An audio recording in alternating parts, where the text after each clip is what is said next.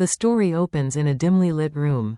A desk lamp flickers faintly, casting a tired glow on the worried face of James's mother.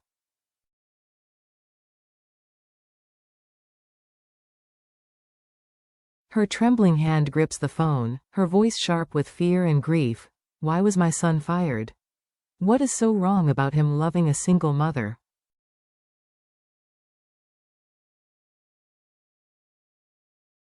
Every word shakes as though carved from desperation.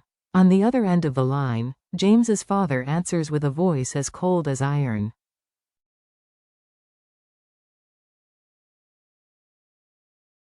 Honor. Family honor is all that matters. His tone is unyielding, slicing the silence with cruelty.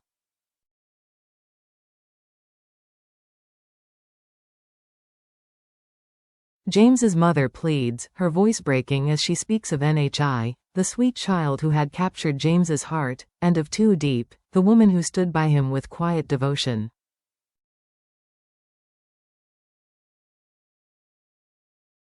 But the father cuts her off, merciless. She has been married before. She has a child.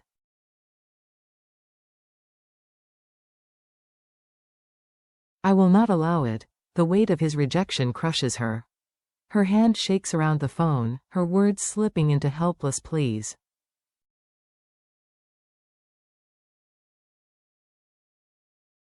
She reminds him of his age, his loneliness, the risks of tearing apart his family.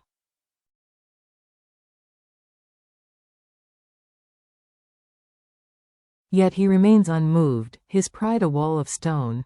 Come to Vietnam, speak to him face to face, she begs.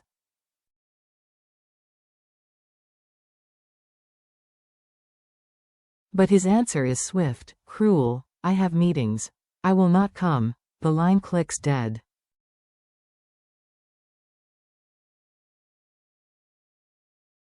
Left in silence, James's mother stares at the framed photograph of her son. Outside, rain patters against the window, each drop echoing like a broken heartbeat.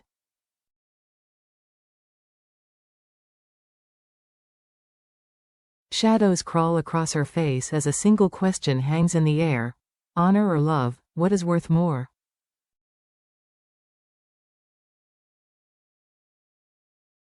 A son's fall.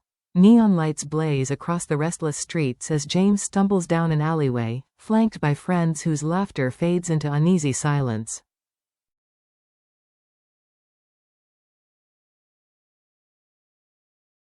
His eyes are glazed, his steps unsteady, his breath soaked in alcohol. Suddenly, he collapses.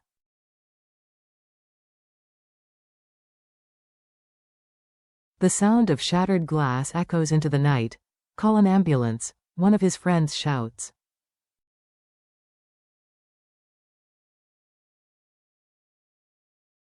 Panic erupts, but James waves them off, pushing himself upright with trembling hands.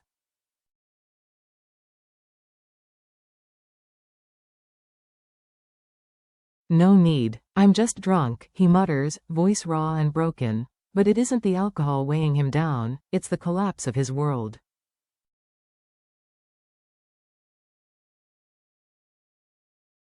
Stripped of position, power, and pride, he carries the invisible wreckage of betrayal.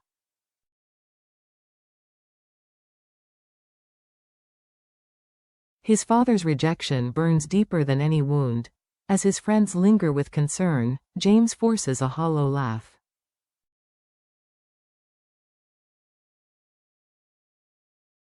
Let's go home, he mumbles, but his shoulders slump, his spirit cracked. The city's glow blurs, each step dragging him further into despair.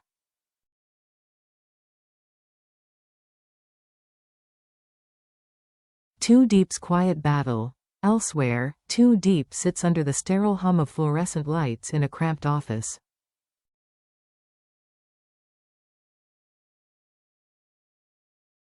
Ledgers pile before her, her steady hands flipping through records of potatoes, ginger, grapefruit, imports that once flowed smoothly under James's oversight.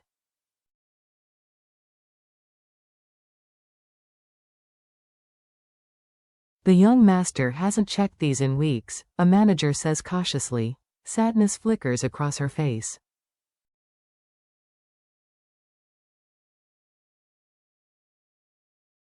She remembers James as he once was, driven, ambitious, a man blazing with purpose.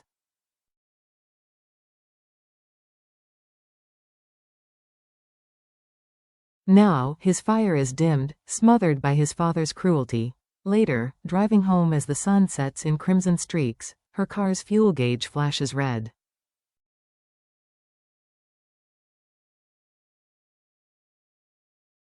Panic rises. Her wallet is empty, stolen that morning in a crowded market. Worse still, her bank accounts remain frozen by James's father's orders.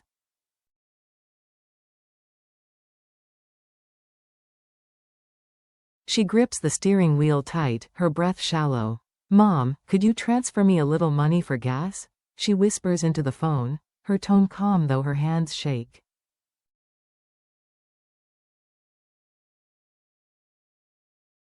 Her mother's gentle voice offers comfort, but Diep's heart is heavy. In the blur of traffic, she imagines NHI waiting at home and James, battered but unbroken.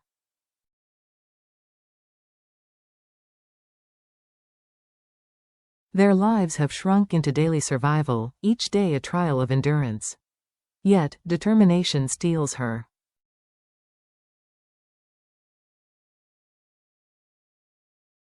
She refuses to surrender. Shattered identity. The next day, James sits in a smoky cafe, reports spread before him.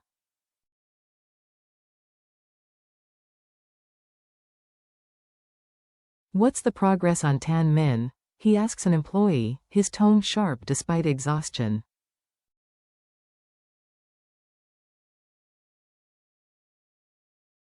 "Costs have gone over budget," comes the nervous reply. "The bridge and foundation work, it's already at 4.1 billion.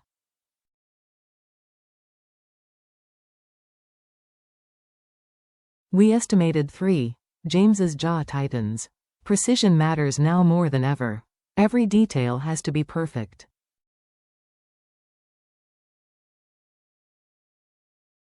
We cannot afford mistakes, but the employee's eyes flicker with hesitation. "The chairman, your father, he fired you."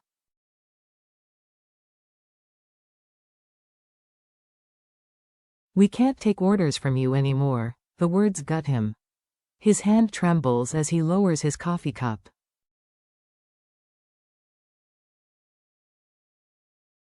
Around him, the cafe hums with whispers, the air turning heavy. In the reflection of the window, James sees not the heir he once was, but a hollow man stripped of identity.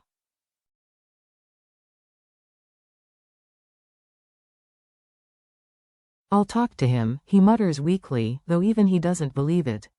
He steps out into the busy street, the city indifferent to his pain.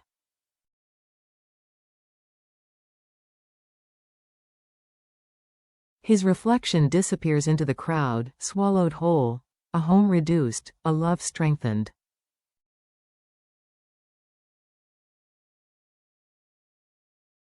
James now returns not to a grand estate but to a small apartment shared with Diep and little NHI.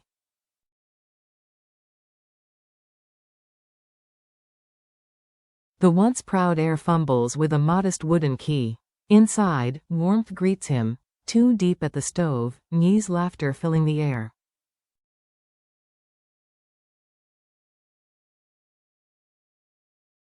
"What happened?" Diep asks gently. "It's over," James whispers. "He fired me. Everything I thought I had, it's gone."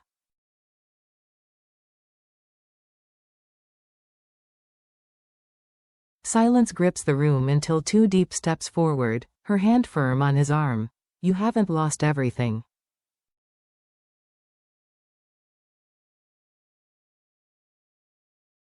"You have me. You have NHI. We'll start again, from nothing, if we must." James breaks, tears welling.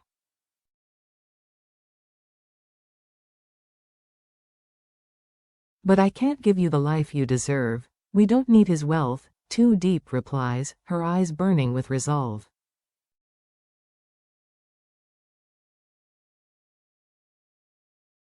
From empty hands, we'll build something better. Her strength becomes his anchor.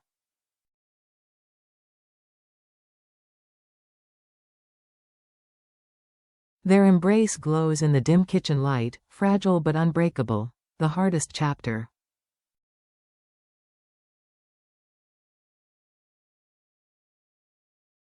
Weeks pass. James wakes at dawn, no longer a director but a day laborer at construction sites.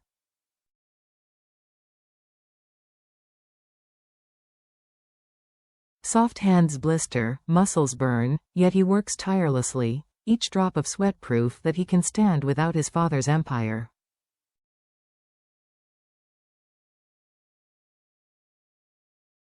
At home, Diep hustles too.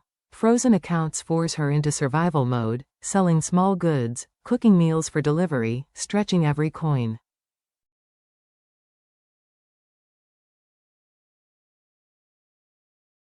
At night, she and James huddle over ledgers, whispering numbers by the dim hum of the refrigerator, NHI asleep in the next room.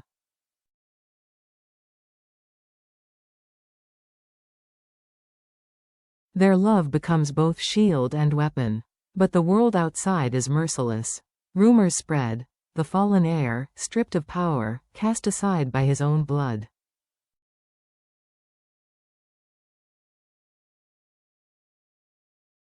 Old friends avoid him. Some sneer. Others vanish. Yet Diep's words echo in his mind. From empty hands, we can still build something better.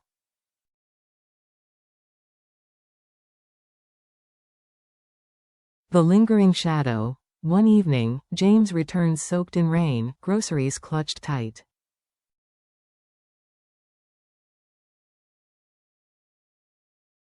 Diep scolds him gently, fear in her eyes. It's worth it, James insists, voice steady despite his exhaustion.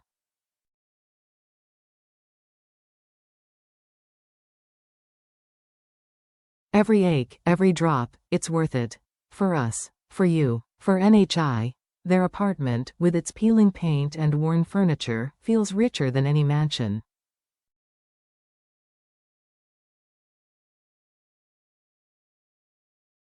Yet, the shadow of his father looms. The chairman's influence closes doors before James can knock.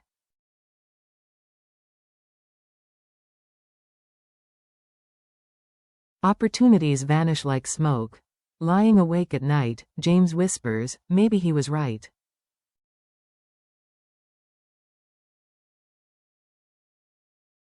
Maybe I'm nothing without the company. Half asleep, Diep turns to him. Her voice is firm, unwavering.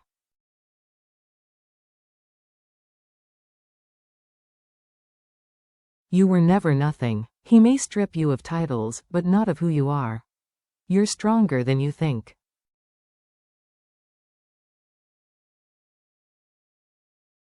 Her words sink deep, balm for a wounded pride. James exhales slowly, holding her close.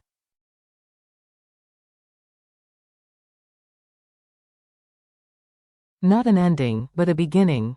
This story does not end with wealth regained or revenge served.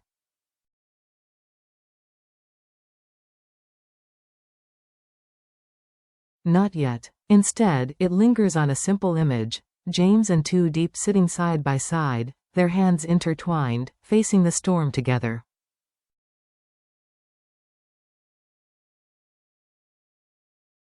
For James, this is the lowest point of his life. For Diep, it is the ultimate test of devotion.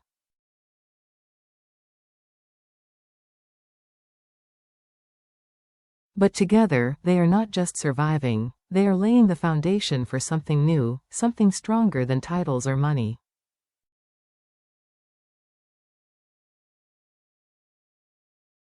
The question remains, will love and determination be enough to rebuild a future from ruins?